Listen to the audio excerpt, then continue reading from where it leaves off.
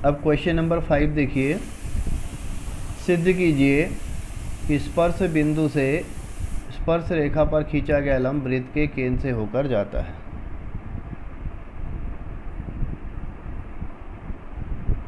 स्पर्श बिंदु से स्पर्श रेखा पर खींचा गया लंब, ये स्पर्श रेखा हुई, ये मान लो स्पर्श रेखा है,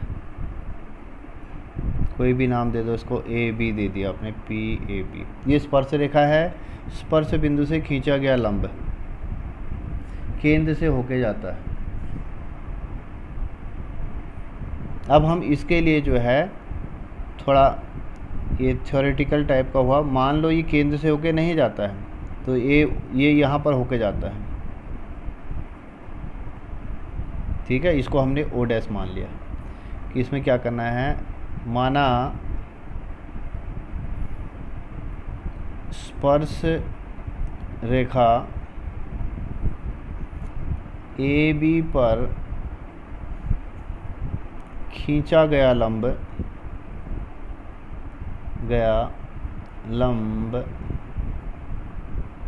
केंद्र ओ से होकर नहीं जाता है। माना यह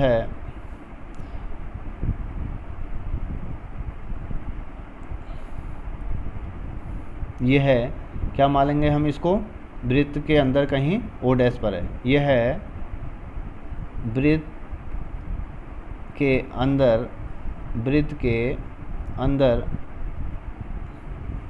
बिंदु ओ डैश पर है, यह ओ डैश है, ओ डैश पर है या ओ डैश, ठीक है। तो ये क्या है तो लंब पर केंद्र से होके नहीं जान रहा। हमने मान लिया यह बिंदु क्या है, ओ डैश है। माना यह है वृत्त के अंदर बिंदु ओ डैश है, ओ डैश है लिख दो इसको, ओ डैश पर ना लिखे, बिंदु ओ डैश है। इसलिए अब ये जो कोण बना हमारा, ये वाला कोण, ये क्या बना, 90 डिग्री बना हमारा, क्या, इसलिए कोण ओ डैश पी बी बराबर 90 डिग्री। ये किससे आया, रचना से, हमने जो रचना की है, ठीक है। इसको समीकरण 1। परंतु कोण ओ पी बी बराबर 90 डिग्री, क्यों, एक त्रिज्या है, त्रिज्या और स्पर्श रेखा लंब होते हैं। जब ये केंद्र है, हमने इसको केंद्र माना है, तो ये त्रिज्या होगी, अर्थात क्या हुआ, OP लंब AB, इसको समीकरण 2 दे दिया। ये तो त्रिज्या और स्पर्श रेखा होगी। अब हमने अगर माना कि ये बिंदु केंद्र पर होकर नहीं जा रहा है, तो ये ओ डैश है, कहीं वृत्त के अंदर है लेकिन केंद्र पर नहीं है, तो ये वाला कोण रचना से 90 डिग्री का हो गया। अब इन दोनों की तुलना करेंगे समीकरण 1 और 2 से, क्या आया, ये दोनों कोण बराबर हो गए, कोण ओ डैश पी बी बराबर हो गया ओ पी बी, ठीक है। परंतु ये संभव नहीं है, देखो ये कोण इतना लग रहा है, ये कोण इतना लग रहा है, ये संभव नहीं है। हम देख के भी बता सकते हैं कि ये संभव नहीं है। ये संभव कब है, जब ये दोनों बिंदु एक ही हों, अर्थात जो हमने माना था कि केंद्र से होकर नहीं जाता है, तो ये गलत था। इसका मतलब OP लंब है, जो खींचा गया लंब है वो केंद्र से होके जाता है। तो ये लाइन हमने 2 लाइन इसमें और ऐड कर देनी है। क्या लिखना है, परंतु यह संभव नहीं है, परंतु यह संभव नहीं है। देखने से पता चल रहा हमको, नहीं है। यह तभी संभव है, यह तभी संभव है जबकि O व ओ डैश क्या हूँ, संपाती हूँ, एक ही बिंदु पर हूँ, संपाती हूँ। तो जो हमने कल्पना की थी वो क्या थी, गलत थी। अतः क्या हुआ कि OP, अतः O, इसको हम लिखेंगे O और O डैश एक ही रेखाएं होंगी। अतः जो हमने क्या है, स्पर्श बिंदु के स्पर्श रेखा पर खींचा गया लंब केंद्र से होके जाता है। अतः लाइन लिख देंगे, अतः स्पर्श बिंदु, इसको क्या लिखेंगे, स्पर्श बिंदु से स्पर्श रेखा पर खींचा गया लंब वृत्त के केंद्र से होकर जाता है, वृत्त के केंद्र से होकर जाता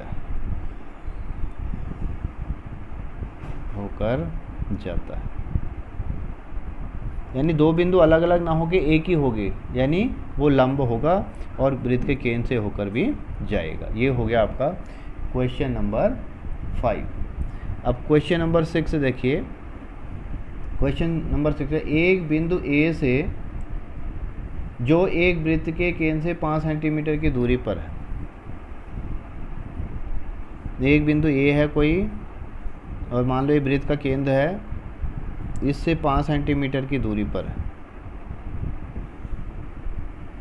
वृत्त पर स्पर्श रेखा की लंबाई 4 सेंटीमीटर है। ये स्पर्श रेखा की लंबाई होगी 4 सेंटीमीटर। मान लो ये P पॉइंट है, ठीक है जी। और त्रिज्या ज्ञात कीजिए, ये त्रिज्या होगी। तो आपको दिया क्या है, OP आपको त्रिज्या ज्ञात करनी है, और OA 5 सेंटीमीटर दिया है, 5 है ये, और PA दे रखा है या AP दे रखा है आपको 4 सेंटीमीटर। तो त्रिज्या और स्पर्श रेखा क्या होती हैं, परस्पर लंब होती हैं, ठीक है। इसलिए समकोण त्रिभुज हो गया ये, समकोण त्रिभुज OPA में पाइथागोरस की प्रमेय लगेगी, कर्ण का वर्ग बराबर लंब का वर्ग प्लस आधार का वर्ग। किससे आया ये, पाइथागोरस प्रमेय से, ठीक। अब पाइथागोरस प्रमेय, यहाँ 5 भरिए, OP भरिए, ज्ञात करना है, और AP भरना है 4। 5 × 5 = 25, OP स्क्वायर प्लस 16। अब 25 - 16 कर देंगे तो OP स्क्वायर, और इसको ये आ गया 9 आपका OP स्क्वायर, और OP बराबर जब निकालेंगे तो क्या लग जाएगा, वर्गमूल लग जाएगा, ये आ जाएगा 3 सेंटीमीटर। तो ये वृत्त की त्रिज्या निकल आई, त्रिज्या हुई है, त्रिज्या OP बराबर, ये OP त्रिज्या थी, तो ये निकल आई आपकी 3 सेंटीमीटर। ये हो गया आपका क्वेश्चन नंबर 6।